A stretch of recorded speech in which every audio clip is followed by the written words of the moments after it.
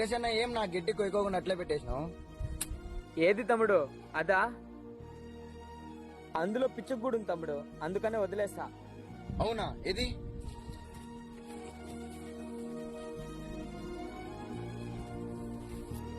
ఇది ఉంటే నీకేమన్నా దీన్ని తీసి పక్కన పడేకోకుండా? తప్పురా అలా అనకు. ఎలా తీసి పక్కన పడేస్తాం చెప్పు? ఆ 3 మొక్కలు వదిలేస్తే 3 ప్రాణాలు బతుకుతాయని తెలిసినప్పుడు వదిలేయడమే మంచిది కదా. తప్పేలా అవుతుందన్నా? వచ్చి మన భూమిలో గూడు కట్టుకొని ఉన్నాయి, మనం పీకిస్తే మనది ఎలా తప్పు అవుతుంది? ఏంటి మనదా? మనది అనుకుంటున్నది నిన్న ఇంకొకటిదిరా, రేపు మరొకటిది. రే ఈ భూమి మీద ఏది శాశ్వతం కాదురా, చివరికి మనం కూడా శాశ్వతం కాదు. అయినా ఎవరు చెప్పారా నీకు భూమి మనుషులకు మాత్రమే సొంతమని?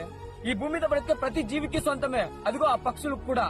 అది తెలియక ఈ భూమిని నాశనం చేస్తున్నాం. మనం చేసే పనుల వల్ల ఎన్నో పక్షులు చనిపోతున్నాయి, ఎన్నో మూగజీవాలు ఇబ్బంది పడుతున్నాయి, పర్యావరణం పాడైపోతోంది. ఆలోచించుకోండి ఒకసారి. ప్రతి ఒక్కరు భూమి మనకు సొంతం అనుకుంటారు, కానీ మనమే భూమికి సొంతం.